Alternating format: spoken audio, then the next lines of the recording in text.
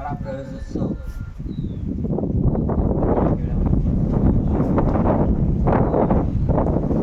આજના આપણે અત્યારે સાંભળ્યા એવા જિલ્લા પંચાયત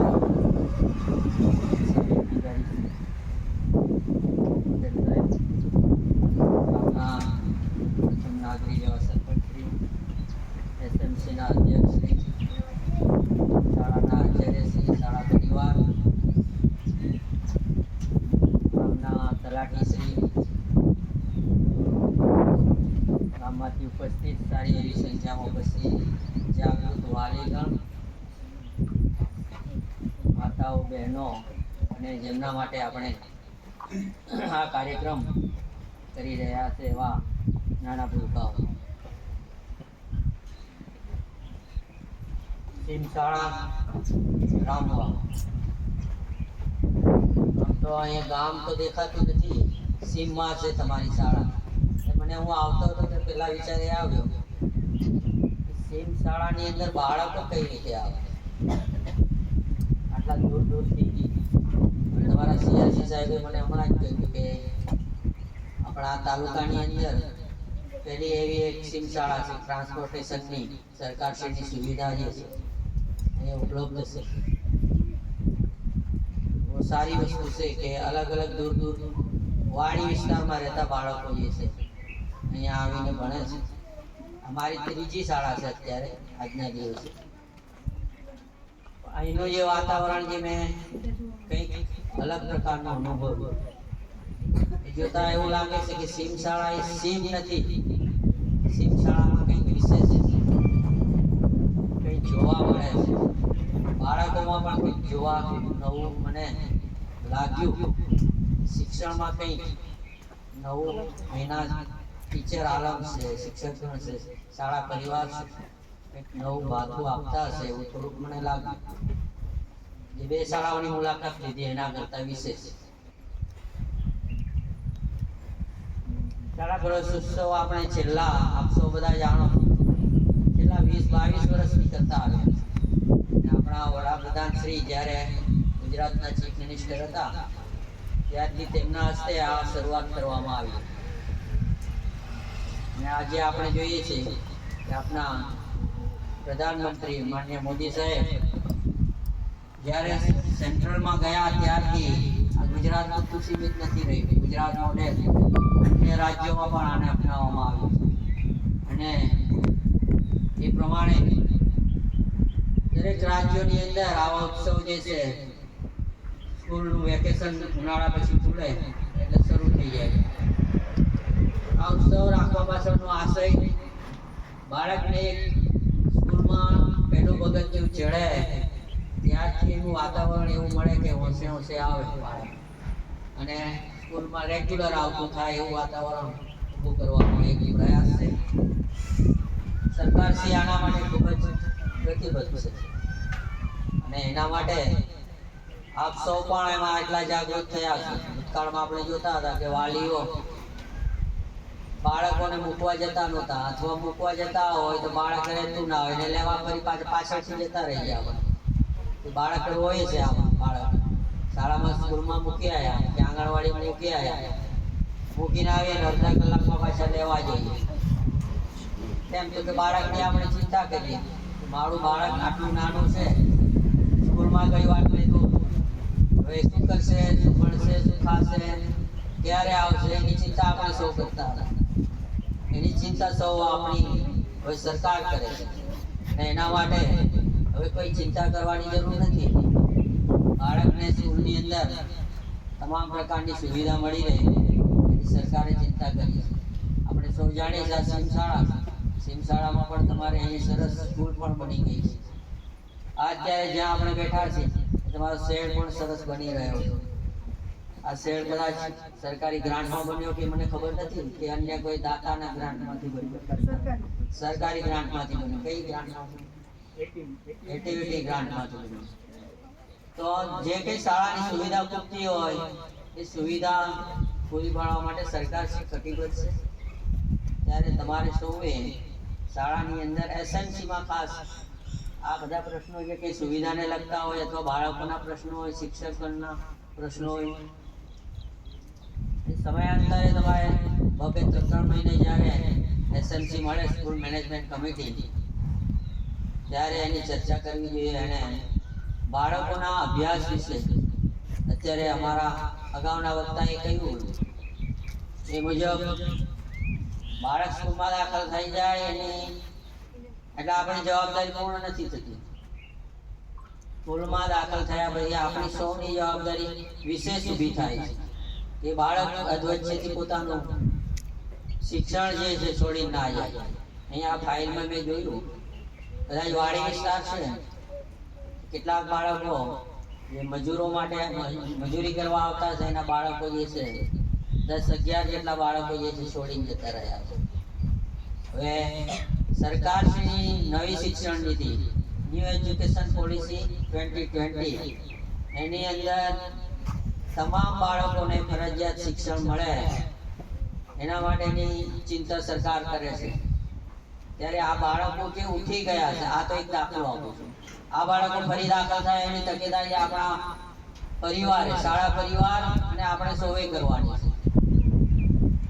એવા જ બીજા બાળકો પણ તમારા કદાચ આંગણવાડીમાં દાખલ થયા હોય કે બધા પહેલા ધોરણમાં દાખલ થયા હોય કે પછી 8મું ધોરણ પૂરું કરીને 9મા ધોરણમાં ગયા હોય અને શાળા છોડી ગયા હોય, એ તમામ બાળકો ફરીથી આ પ્રવાહમાં આવે એટલે કે શિક્ષણની અંદર ફરી શિક્ષણ શરૂ થાય એની ચિંતા આપણે કરવાની છે. તો જે મારે ખાસ આ કહેવાનું કે જે આ બહારના આઉટસ્ટેટના જે બાળકો જે છે એ બાળકો ફરી અહીંયા મજૂરી અર્થે આવતા હોય, ફરી અહીંયા આવતા હોય તો ફરી એના દાખલ થાય. કદાચ પરમેનન્ટ છોડીને ગયા હોય તો આપણે એ પણ ખાતરી કરવી પડે કે ત્યાં એ બાળક એમના દેશની અંદર, એમના રાજ્યની અંદર એ પોતે ત્યાં શિક્ષણ મેળવે છે કે નહીં એનું કન્ફર્મેશન પણ આપણે મેળવવાનું રહે. ટૂંકમાં આજે પહેલા ધોરણમાં કે બાલવાટિકામાં દાખલ થયેલું એ બાળક છે, એ બાળક આ પ્રાથમિક શિક્ષણ આ શાળામાં પૂર્ણ કરે એ સુનિશ્ચિત કરવાની આપણી સૌની જવાબદારી છે. એટલે આપણે સૌ આજે દાખલ થયેલા બાળકોને ખૂબ ખૂબ શુભેચ્છા પાઠવીએ. ભવિષ્યનું ઘડતર કરવા માટે આપણે સૌ ચિંતા કરીએ. શાળા સંસ્કારોનું એ સિંચન આપણે આ શાળામાં થાય એના કરતાં વિશેષ જવાબદારી એ છે વાલીની છે. વાલીની એટલા માટે કે બાળક 8 કલાક અહીંયા શાળામાં રહે એના કરતાં વિશેષ બાળક માતા પિતા પાસે રહે છે.